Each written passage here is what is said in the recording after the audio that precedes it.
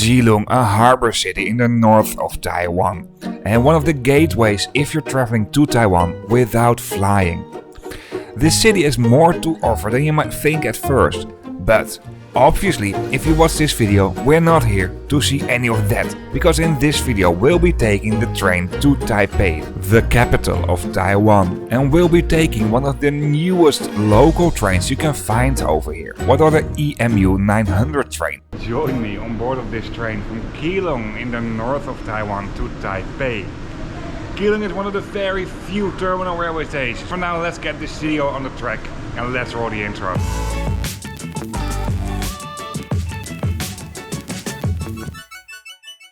However, our journey to Keelung doesn't start at the railway station, but at a metro station. Between Keelung and the cities of New Taipei and Taipei, what I will just call Taipei for the rest of this video, because it just feels as one city, you will find quite a lot of intercity buses, apart from the trains that we're also taking in this video. These intercity buses might go to more specific spots within Taipei, because Keelung and Taipei are not that far away from each other, and Taipei is just enormously big. I mean, only the city of Taipei, including New Taipei, has over more than 7 million people. And if you count up the smaller surrounding communities, this place is huge. Traveling in and around Taipei can be done easily with the Easycard. It's all in the name. We were also having a T-Pass on our Easycard, what allowed us to travel for 30 days in a specific region. These rules might change in the future and also might be different per region, so I won't give too much information about that. But the Easycard is the best way to travel within Taiwan. You cannot use this for long distance trains though.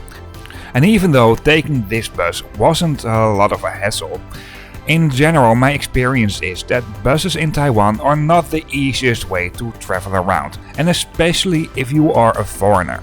My partner is originally from Taiwan, so this makes it a lot easier for me to travel around. However, in general, I really recommend to travel by train if you are a foreigner. At the moment we arrived in Keelung, the weather wasn't that great. It was a bit rainy. However, we spent some time at the night market before we went home again. We were spending some weeks at my parents-in-law, their place, and just worked from home over there. So I went back a couple of days later to record the railway station, the trains along this route, and also the views from the train. And just a spoiler alert, I won't show you these specific trains you can see here on the right. However, before I do this, just a quick message. I hope you like this video so far. If you do so, or if it's a helpful video to you, please give me a thumbs up. And if you'd like to see more trip reports about more sustainable ways of transportation, the main focus for this YouTube channel is long distance and or international traveling. Taiwan, well, long distance is kind of possible, but international not really. But this video, what I'm making right now, is a great connection on international ferries. If you'd like to see more, then hit that subscribe button. And if you don't want to miss anything, also hit the bell icon. But for now, let's continue with this video. And about international ferries, there's one time a week an international ferry to China, and that same ferry goes one other time per week to another port in Taiwan. Apart from that, you find daily ferries to the Matsu Islands. Depending on the season, these are 1 or 2 ferries per day. And from the Matsu Islands you find a very frequent ferry connection to China. Apart from this ferry connection with the slower, bigger ferries to the Matsu Islands, in the summertime there's also a fast ferry from Taipei to the Matsu Islands. However, booking those ferries can be really next level, and especially if you don't speak Mandarin or if you're not situated in Taiwan. It is doable though, and probably I will make a video on this as well one day. So if you're interested in that, just stay tuned from this channel. I don't know exactly where the ferry departs from, but one of the ferries I saw it being docked right next to the railway station. And around the railway station there are several terminals for ferries, but also cruise vessels. Although a cruise holiday is really not sustainable, by the way.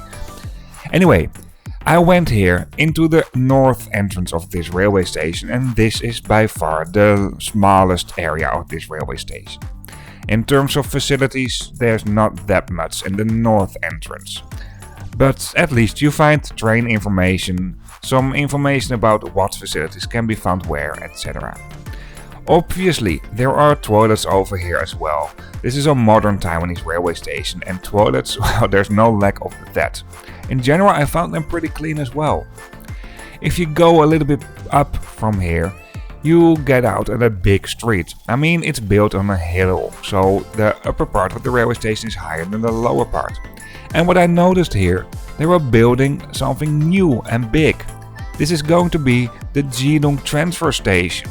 So this is going to be a good integrated modal transport hub. What I really like, and therefore I think I will make a trip report on this line as well in the future, where I can show you this part as well. But you have to wait a little bit for that, obviously. Anyway, let's go back to the north entrance of this railway station. Even though there's not that much to direct to, directions have been marked crystal clear and everything is of course in Mandarin but also in English. At the north entrance there are some vending machines for tickets, and it seemed like there are some ticket counters as well, but they were closed when I was here, on a rainy early Monday morning when not much was going on anyway. For now I think it's time to go to the main entrance of this railway station, and that's the south entrance. This is by far the biggest part. At the lower level there's obviously a family mart. I mean, we are in Taiwan after all. And in Taiwan you find the highest density per capita in the world of family marts and 7-Eleven. Even more than in Japan, what is absolutely famous for these convenience stores. There's also an underground passage to the new transfer station for the buses, and some lockers can be found at the lower part as well. There's some more toilets, a taxi stand, and if we move a little bit more to the other side of the railway station, there is another big parking spot where you can park scooters. I mean, the scooter is a very popular way of transportation within Taiwan. For now, let's go to the main concourse of this railway station. The current building dates back from 2015. It's really bright, and also information about trains, directions have been mentioned very clear. Within the main concourse there are some vending machines for tickets, and there's also a staff ticket counter, and this one was open. If I move a little bit more to this way, there is a small shopping mall, and right at the entrance there's a 7-Eleven, another convenience store. Over here you find a third spot where you find toilets, and there's even a map of the toilet so you can plan where you want to sit. Right before you go through the gates there are clear departure screens with information about departing trains. And if you want to buy a Benton, what is a lunchbox provided by the railways, you can do that as well over here. This is mainly popular for if you're traveling for longer distances with these trains. And even though these regional trains are mainly being used for shorter distances, you can travel quite far with these regional trains, although personally I would really prefer to travel with the real long distance trains. And there will be trip reports coming up on those trains as well. I feel like in Taiwan they are very good in warning signs. There were some drops over here and they were catching it up with a bucket and there was a warning sign. Sometimes I don't take these warning signs too serious, to be honest, and that's not a good thing because you should always take them serious. In many Taiwanese railway stations they have this safe waiting zone at night, and this is mainly for people who are a little bit less certain and just, well, want to wait at a spot where there might be staff around, and especially CCTV, although that's everywhere within this railway station. Taiwan is a very safe country to travel in. Also, statistics show this. And even though I honestly don't know anyone who ever had a bad experience within trains or railway stations in Taiwan, I mean, I do know quite a lot of Taiwanese people, and mainly women, because these are friends of my partner. Even then, I think it's great that they have these safe waiting zones at night. It gives a better and safer feeling, and it also prevents maybe from things even happening. At the platform there are some seats, and right at the side you find some information displays like line maps and maps of the railway station and the surrounding area. What makes Keelung a unique railway station for Taiwan is that this is a terminal railway station. Because this is an island and you find basically the railway line around the island, you won't find many terminal railway stations where you also find long distance trains. And this is one of them, actually the only one. at least if I don't take the high-speed trains in consideration. However, most trains that do call here are just regional trains.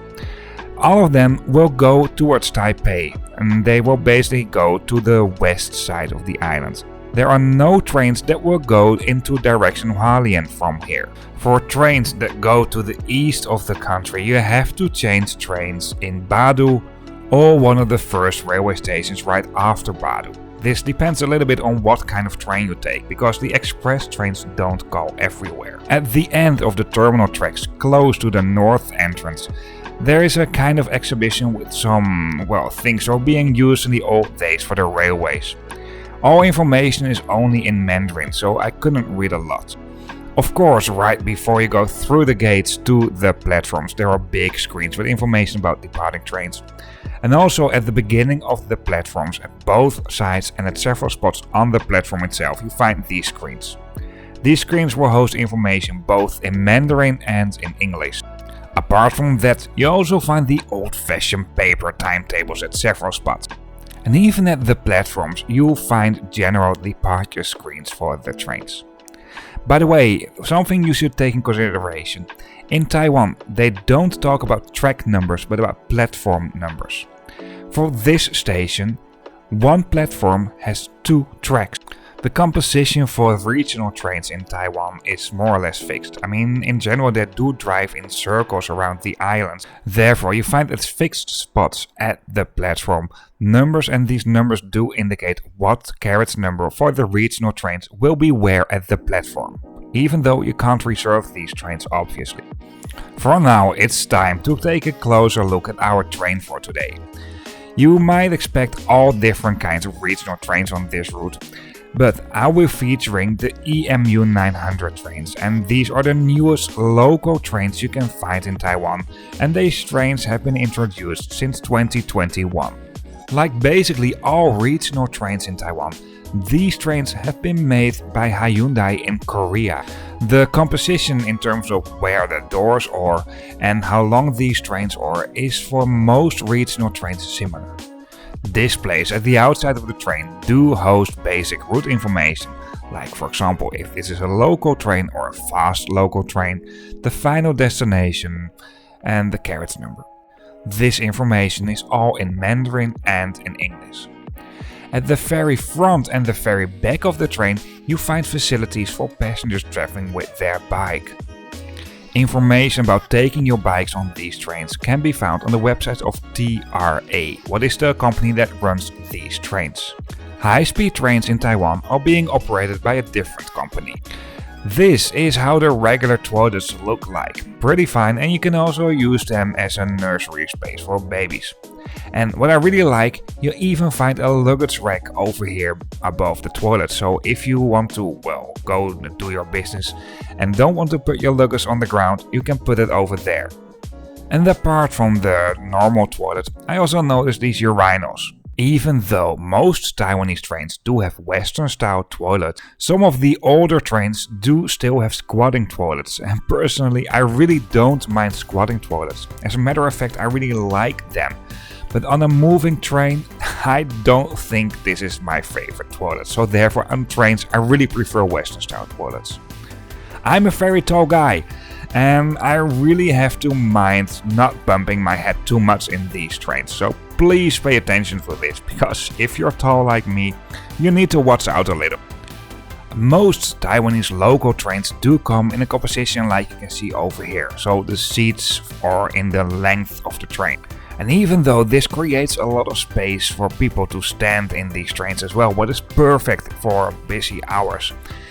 In Taiwan you find some stunning routes. So therefore I really don't like that, and I prefer seats that do face driving direction or backwards, so you can have a better view from the train. And you find that most in these regional trains.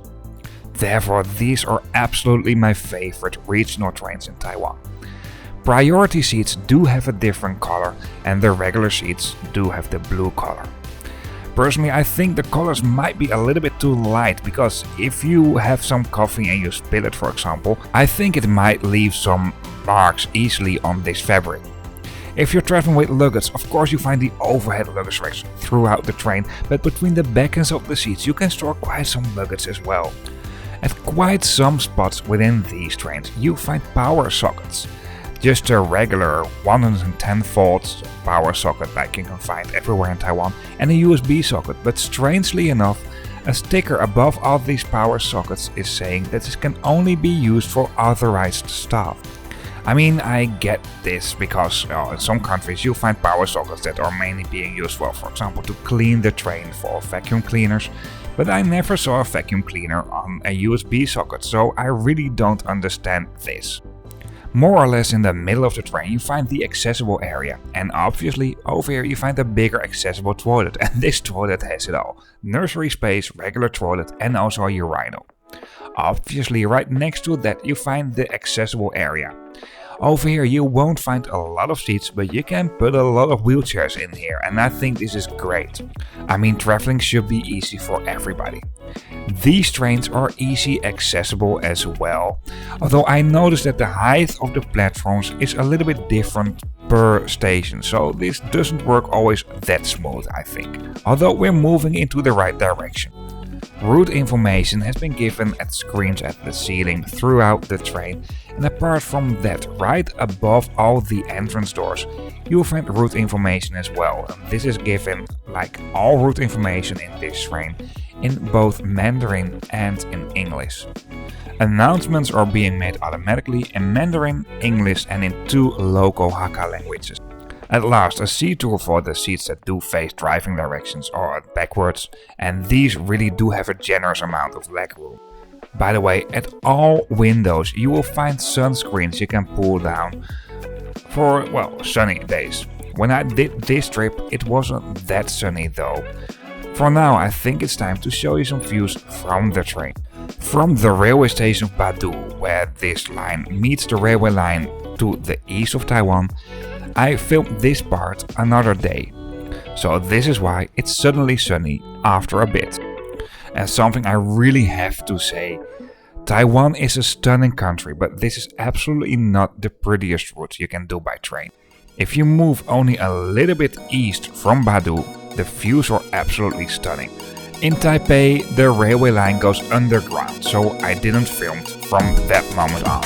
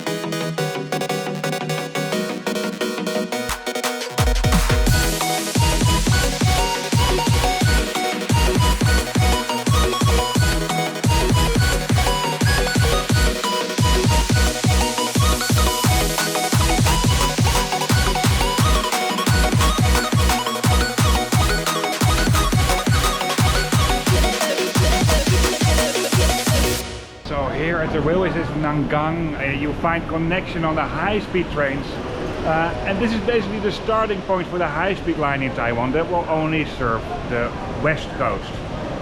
I haven't covered this station yet in my videos, however I do cover at this moment 2 other railway stations, and there will be a 3rd one in the Taipei area very soon as well. You can find those videos in the description of this video.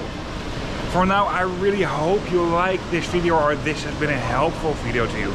If so, please give me a thumbs up, and if you'd like to see more, then hit that subscribe button. Before we really end up this video, one last thing. If you're interested in other trip reports, of course you can find them on this YouTube channel. And something else you can find in the description of this video is a link to a map, and on this map you can find all trip reports. Of course, I'm adding more lines to this, because I'm creating more content. Once again, thank you for watching and see you on the next video.